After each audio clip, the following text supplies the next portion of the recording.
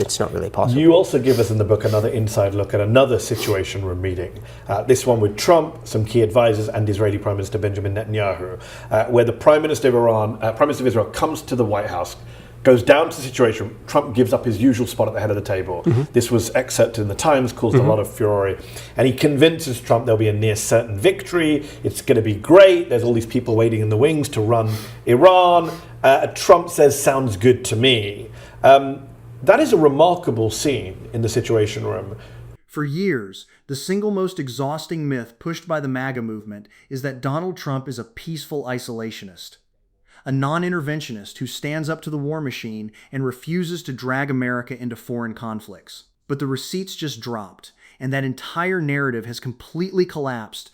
New York Times investigative reporter Jonathan Swan has just come forward with staggering details from his new book, Regime Change.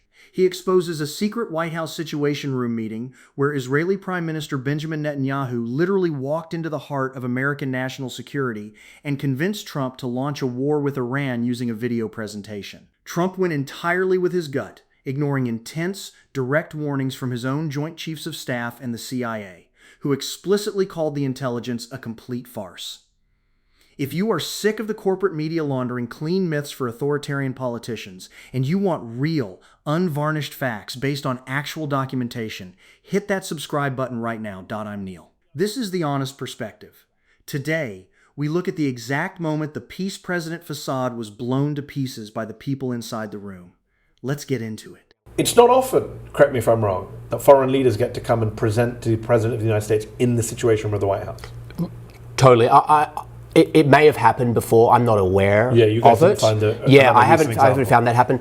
And it was a remarkable moment because, so you just picture the scene. So Trump's there in the middle, Netanyahu's opposite him, the CIA director Ratcliffe's in there. And they have the Mossad director on a screen. Yeah, so they've got big screen behind Netanyahu, and it's the head of Mossad and some generals. And he had a video montage as part of the presentation, and he put up on the video different people that he suggested could take over Iran.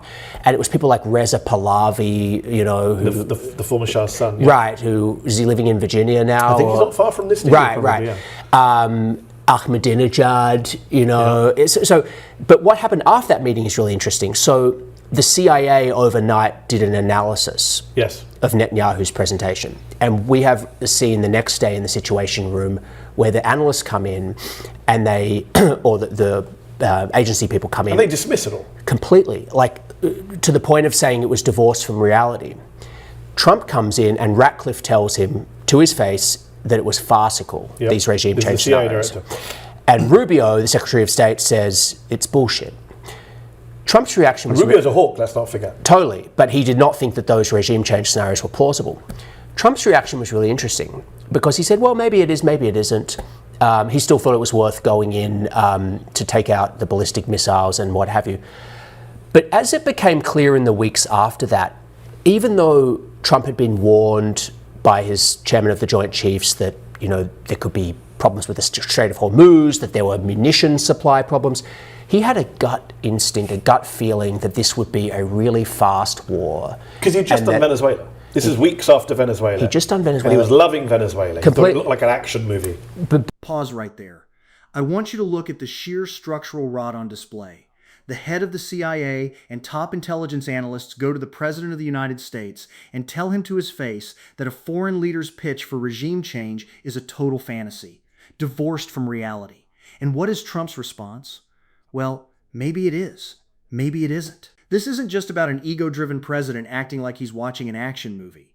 This is about how easily the machinery of American imperial power can be hijacked when a foreign leader flatters the executive's gut instinct. Trump didn't care about supply lines. He didn't care about the Strait of Hormuz, and he didn't care about the human cost.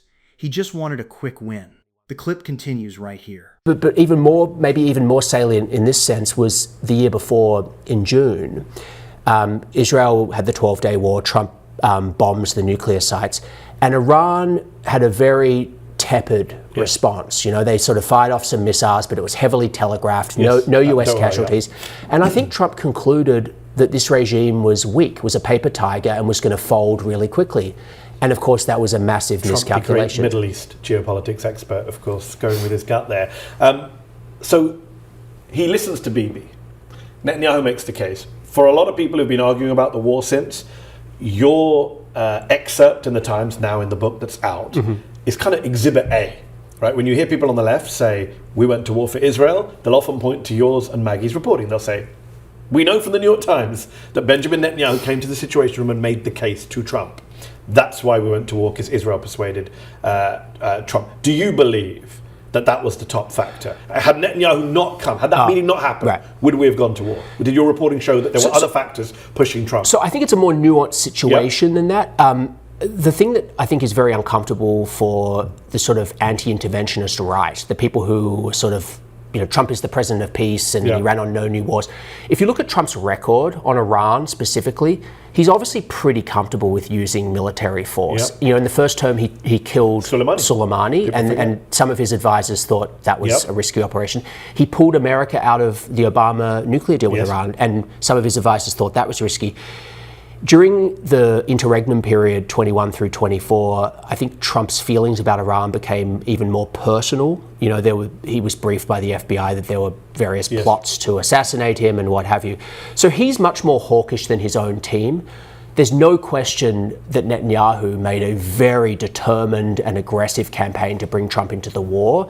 And, if that didn't happen, I can't imagine that Trump just spontaneously would have done this operation. But I do think it's a lot more nuanced, it's a necessary but not sufficient. It really is. It really is, and I think there's too much of a sort of theme of Netanyahu as the puppet master, because I just don't think that's true of what actually happened. I think Trump himself. Trump had an instinct for it. He really but did. Netanyahu came and exploited it. I think that's right. And he clearly has gotten more hawkish on it. Although, as I said to Vali Nasser, sitting exactly where you're sitting, if I was the Iranians, I would just build a Trump tower in Tehran, and then he would leave them alone. What Jonathan Swan and Maggie Haberman have documented in Regime Change is the ultimate indictment of second-term MAGA foreign policy. But we need to look beyond the surface level of this clip, because the political implications here are massive, and the media is completely missing the real structural lesson. First, let's look at the facts that have been established since this excerpt hit the New York Times. Not a single official mentioned in those Situation Room scenes has denied a single quote. Swan confirmed that even the vice president went on the record elsewhere, admitting they assumed the reporters had literal tape recordings of the meetings. The receipts are ironclad. The Trump administration knew it couldn't lie its way out of this one dot. But as progressive commentators, we have to maintain absolute nuance and precision, exactly as Mehdi and Swan laid out.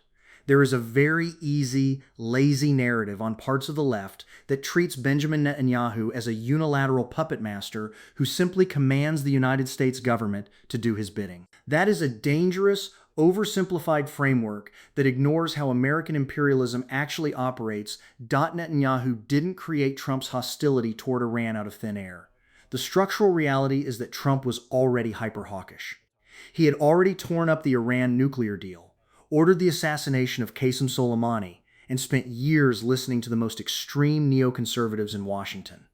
Netanyahu didn't force Trump's hand. He exploited an open door. It was a transaction between two right-wing leaders who used each other's ideological agendas to justify a catastrophic escalation. And let's speak frankly about the systemic failure of the anti-interventionist right. For years, figures like J.D. Vance, Tucker Carlson, and the MAGA ecosystem have claimed that their movement represents a break from the neoconservative war machine of the Bush era. But look at what actually happened when the pressure test came. When Trump wanted to bomb Iran, Congress wasn't even consulted. Even George W. Bush sought a congressional authorization for the invasion of Iraq.